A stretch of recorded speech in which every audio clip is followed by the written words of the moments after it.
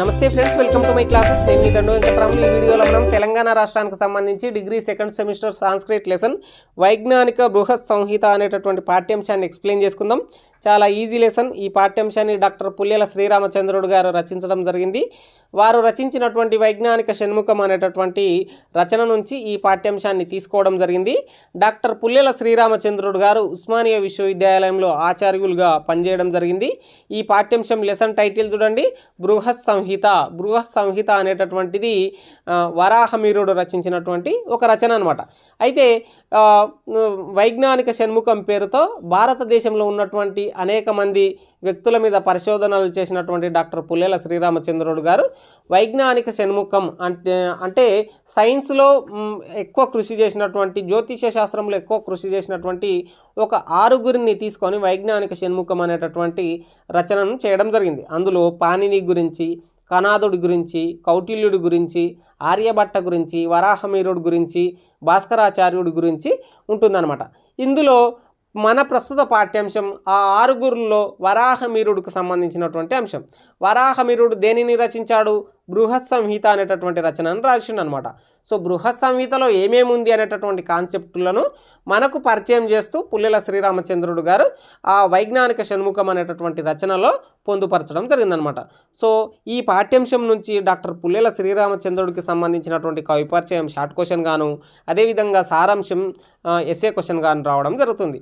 So మనం మొదట కవిపరిచయాన్ని చూసినట్లయితే తూర్పుగోదావరి జిల్లా ఆంధ్రప్రదేశ్ రాష్ట్రంలో ఇందుపల్లి అనేటటువంటి గ్రామంలో సత్యవతి సత్యనారాయణ శాస్త్రి దంపతులకు అక్టోబర్ 24, 1927లో జన్మించడం జరిగింది. అదేవిధంగా జూన్ 24, 2015లో డాక్టర్ పుల్లెల శ్రీరామచంద్రుడు గారు మరణించడం జరిగింది. వీరి రచనలను చూసినట్లయితే బాలనందిని, అలంకార శాస్త్ర ఇతిహాసము, కౌండిన్య స్మృతి, భరతముని నాట్యశాస్త్రము, అదేవిధంగా మహాభారత సార సంగ్రహము, శ్రీమద్ భగవద్గీత, సీతారావణ సంవాదన జూరి అనేటటువంటి రచనలను చేయడం జరిగింది. ఇక బిరుదుల విషయానికి వస్తే మహామహోపాధ్యాయి, అలంకారిక చక్రవర్తి, వేదాంత శిరోమణి, వాచస్పతి అనేటటువంటి బిరుదులను పొంది ఉన్నాడు. భారత ప్రభుత్వం వీరికి 2011 సంవత్సరంలో పద్మశ్రీ పురస్కారం ఇవ్వడం జరిగింది. చిన్న వయస్సులోనే వివాహం జరిగినటువంటి డాక్టర్ పుల్లెల శ్రీరామచంద్రుడు గారు మద్రాసు రాష్ట్రానికి వెళ్ళి వేదాంత శిరోమణి అనేటటువంటి పరీక్షను పూర్తి చేసి ఆ తర్వాత ఉపాధ్యాయుడిగా మరికొన్నాళ్లకు ఉస్మానియా విశ్వవిద్యాలయంలో ఆచార్యుడిగా పనిచేయడం జరిగింది.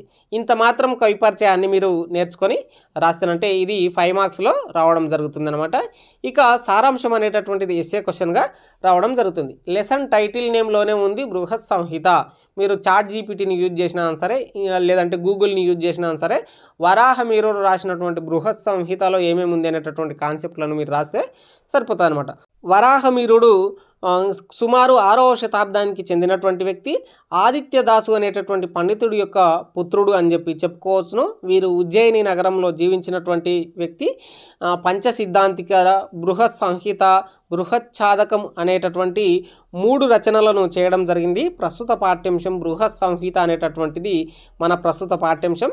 బృహత్ సంహితలో ఏమేమి ఉన్నాయి అనేటటువంటి కాన్సెప్ట్లను డాక్టర్ పుల్లెల శ్రీరామచంద్రుడు గారు మనకు సులభంగా అర్థవంతంగా అయ్యే విధంగా దీన్ని రాయడం జరిగిందనమాట. వరాహమిహిరుడు ఖగోళ శాస్త్రాలకు సంబంధించి, వాస్తుశిల్ప శాస్త్రాలకు సంబంధించి, జ్యోతిష్య శాస్త్రాలకు సంబంధించి, గ్రామాలు, నగరాలు, ఖగోళ విషయాలు, నక్షత్రాలు, సౌర కుటుంబము, భూమి, అదేవిధంగా వృక్షాలు, నీళ్లు, ఇటువంటి అంశాల మీద బృహత్ సంహిత అనేటటువంటి రచనను చేయడం జరిగింది. ఈ బృహత్ సంహితలో మొత్తం 105+1 అంటే 106 అధ్యాయాలు ఉండడం జరిగింది. అందులో చివరి అధ్యాయం ఉపసంహారంగా ఉండడం జరుగుతుంది. ఓవరాల్గా 105 లేదా 106 అధ్యాయాలుగా మనం పేర్కొనవచ్చు అనమాట. బృహత్ సంహిత అనేటటువంటిది మీరు భూకంపాల గురించి మొదలుకొని ఇంద్రధనస్సు ఏర్పడు విధానం వరకు ఉండడం జరుగుతుందన్నమాట. ఒక్కొక్కటి మీరు హెడ్డింగ్ లాగా పెట్టి రాయాలి. చాలా ఈజీ. ఒక్కొక్క అంశాన్ని మీకు గుర్తున్నాయి రాయొచ్చు, గుర్తులేనివి వదిలిపెట్టవచ్చు.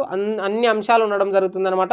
ఇందులో లేని అంశం లేకుంటుంది. అంత పెద్ద పుస్తకం బృహత్ సంహిత అనేటటువంటిది. అసలు సంహిత అంటే ఏంటి అంటే, పూర్వం సైన్స్ లాంటి అంశాలను కనుగొన్నప్పుడు, అంటే సూర్యుడు ఇలా ఉంటాడు అని చెప్పడం ఆ కాలంలో ఏంటిది, 6వ శతాబ్దంలో అది ఒక జ్యోతిష్యం, అంటే ఊహించి చెప్పడం లాంటిది. అంటే అది నిజమా అబద్ధమా లాంటిది తెలుసుకోవడానికి ఆ కాలంలో టెక్నాలజీ లేదు, టెలిస్కోపులు లేవు. అవన్నీ సూర్యుడు, చంద్రుడు, భూమి గురించి ఏం చెప్పినా సరే అదంతా ఏమవుతుంది, జ్యోతిష్య శాస్త్రం లాంటి అంశం అనమాట. సో జ్యోతిష్య శాస్త్రం లాంటి ఈ ఊహా పరికల్పనలకు సంబంధించినటువంటి వాటిని పొందుపరచడాన్ని మనం సంహితాలు అని చెప్పి పిలవడం జరుగుతుంది. ఈ వరాహమిహిరుడు కూడా బృహత్ సంహిత అనేటటువంటి పేరుతో ఇటువంటి అంశాన్నే చేయడం జరిగింది. ఇందులో 106 అధ్యాయాలు ఉండడం జరుగుతుంది. సుమారు 4000లకు పైగా శ్లోకాలు ఇందులో ఉండడం జరుగుతుందన్నమాట. ఇందులో ఒక్కొక్కటి సైడ్ హెడ్డింగ్ పెట్టి రాయండి. మొదట భూకంపాల గురించి చెప్పడం జరిగింది. భూకంపాలు ఎలా ఏర్పడతాయి, భూమి లోపలి పలకల ద్వారా ఏర్పడడం జరుగుతుంది అనేటటువంటి కాన్సెప్ట్ను వివరించడం జరిగింది. అయితే ఆ కాలంలో భూతాలు, దయ్యాలు వంటి కాన్సెప్ట్తో భూకంపం వచ్చి దేవుడు పగబట్టడం లాంటి అంశాలు ప్రచారంలో ఉన్నటువంటి, మూఢనమ్మకంగా ఉన్నటువంటి ఆ సందర్భంలో భూకంపాల గురించి తను అనుకున్నటువంటిది, తాను పరిశోధించినటువంటి అంశాన్ని ఇందులో పొందుపరచడం జరిగింది. ఇక గృహ నిర్మాణ పద్ధతులు ఏమిటి, గ్రామ నగర నిర్మాణ పద్ధతులు ఏంటి, వాటికి వాస్తు సంబంధాలు, శిల్పకళలు ఎలా ఉండాలి అనేటటువంటి అంశాలను తెలియజేసింది అనమాట. అంటే ఇల్లు కట్టుకునేటప్పుడు ఈ మూత ఇటు సైడ్ ఉండాలి, ఈ కిటికీలు ఇటువైపు ఉండాలి అనేటటువంటి అంశాలు కావచ్చు, నగరంలో రోడ్లు ఈ విధంగా ఉండాలని చెప్పి, గుడి ఈ ప్రాంతంలో ఉండాలని చెప్పి, కానీ ఇటువంటి నగర గ్రామ నిర్మాణాలు, వాటిలో రోడ్ల వ్యవస్థను, అదేవిధంగా చెట్లు నాటే విధానాన్ని, వాటిలో రాతిచ్చే కట్టడాలకు సంబంధించినటువంటి శిల్పకళ గురించి, వాస్తుకళ గురించి చెప్పడం జరిగిందనమాట. అదేవిధంగా మరొక అధ్యాయం స్త్రీ ప్రశంసాధ్యాయం అనేటటువంటి అధ్యాయంలో ఒక 20 శ్లోకాలతో స్త్రీ కుటుంబ జీవితంలో ఎలా ఉండాలి, స్త్రీ సంబంధాలు ఏ విధంగా ఉండాలి, స్త్రీ యొక్క అలంకరణ ఏ విధంగా ఉండాలి అనేటటువంటి అంశాలు స్త్రీ గురించి చెప్పడం జరిగింది. ఇక మరొక అధ్యాయంలో నక్షత్రాల యొక్క సంచారము, ఉల్కాపాతాల గురించి, ఖగోళ మండలాల గురించి, అదేవిధంగా ఏదైతే ఖగోళములు ఉన్నటువంటి నక్షత్రాల గురించి వివరించడం జరిగింది. అయితే ఆ కాలంలో 6వ శతాబ్దంలో ఒక నక్షత్రం మరొక కొద్ది దూరం ప్రయాణిస్తుంటుంది కదా, దాన్ని ఉల్కాపాతాలని చెప్పి, నక్షత్రాల సంచారం అని చెప్పి అంటాం కదా. అంటే నార్మల్గా మన భాషలో చుక్కలు తెగిపడ్డాయి అని చెప్పి మనం మాట్లాడుతుంటాం కదా. ఆ టైంలో కూడా అవన్నీ మన మీద పడతాయని చెప్పి, అవన్నీ దేవుళ్ళు సంచరిస్తున్నారని చెప్పి మూఢనమ్మకాలు ఉంటే, అవి నక్షత్రాల సంచారం అనేటటువంటివి, అవి ఉల్కపాతాలు ఎలా ఏర్పడతాయి అనేటటువంటి అంశాలను వివరించడం జరిగింది. ఇక ఇంద్రధనస్సు ఏ విధంగా ఏర్పడుతుంది అనేటటువంటి అంశాన్ని కూడా ఈ బృహత్ సంహితలో వరాహమిహిరుడు చెప్పడం జరిగింది. అదేవిధంగా మనిషికి ఏదైతే రక్తనాడులు ఉన్నట్లే భూమికి కూడా భూమి లోపల నీటి నాడులు ఉంటాయని చెప్పి చెప్పడం జరిగింది. అంటే ఇక్కడ ఉదకాధ్యాయం అనేటటువంటి కాన్సెప్ట్, అంటే ఉదకం అంటే సంస్కృతంలో నీరులు, వాటర్ అనేటటువంటి అర్థం రావడం జరుగుతుంది. ఈ ఉదకం ఏ విధంగా ఉంటుంది అంటే జలనాడుల ద్వారా భూమి లోపల ఎలా సంచరిస్తుందని చెప్పి ఒక 125 శ్లోకాలతో వివరించడం జరిగింది. అంటే కొండ ప్రాంతాలు ఉన్న చోట, పల్లపు ప్రాంతాలు ఉన్న చోట, ఎక్కువ చెట్లు ఉన్న చోట, లేదంటే కాలువలు ఏర్పడినటువంటి ప్రాంతాలు ఉన్న చోట మట్టి రంగును బట్టి అక్కడ నీరు ఉంటుందా లేదా కింద అనేటటువంటి అంశాలను మనం నార్మల్గా బోర్ చూస్తాం కదా, అటువంటి కాన్సెప్ట్ని వరాహమిహిరుడు ఇందులో వివరించడం జరిగిందనమాట. అదేవిధంగా వృక్ష ఆయుర్వేద అధ్యాయంతో మరొక అధ్యాయాన్ని చెప్పడం జరిగింది. వృక్షాలకు సంబంధించినటువంటి ఏ చెట్టు మూలికలను దంచి నూరి మనకు సంబంధించినటువంటి జబ్బులకు వాడితే గాయాలు ఎలా మానుతాయి, జ్వరం ఎలా మానుతుంది, అదేవిధంగా సర్ది లాంటివి ఉన్నప్పుడు ఎలా తక్కువ అవుతాయి అనేటటువంటి కాన్సెప్ట్తో వృక్ష ఆయుర్వేద అధ్యాయంలో చెప్పడం జరిగిందనమాట. ఇక మరొక అంశంలో భూమి ఎలా దున్నాలి, భూమిలో విత్తనాలు ఎలా చల్లుకోవాలి అనేటటువంటి అంశాన్ని కూడా వరాహమిహిరుడు ఈ బృహత్ సంహితలో చెప్పడం జరిగింది. భూమి దున్నే విధానాన్ని బట్టి పంట ఏ విధంగా పండుతుంది అనేటటువంటి అంశాన్ని చెప్పడం జరిగిందనమాట. సో ఇక్కడ సూర్యగ్రహణం ఏర్పడడం, చంద్రగ్రహణం ఏర్పడడం అనేటటువంటి అంశాల మీద కూడా చెప్పడం జరిగింది.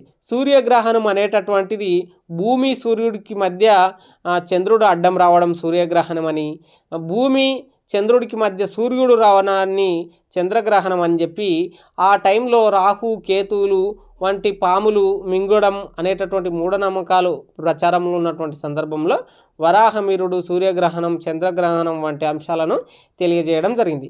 ఇక వీర్య వృద్ధి ఎలా జరుగుతుంది మనుషుల్లో, స్త్రీ పురుషుల సంయోగములు ఎలా జరగాలి, తర్వాతి కుటుంబ జీవితాలు ఎలా ఏర్పడాలి అనేటటువంటి అంశాలను కూడా వివరించడం జరిగింది. వరాహమీరుడు వివరించినటువంటి అంశమే ఉండదన్నమాట. సో వరాహమీరుడు ఫైనల్గా తను బృహత్ సంహితలో ఇవన్నిటిని పొందుపరచడం జరిగింది. వరాహమీరుడికి సంబంధించి మరిన్ని రాయాలంటే ఆయన 3 రకాలైనటువంటి గ్రంథాలను రచించడం జరిగింది. పంచసిద్ధాంతిక, బృహత్ సంహిత, బృహత్ చాదకం అనేటటువంటి 3 రచనలను చేయడం జరిగింది.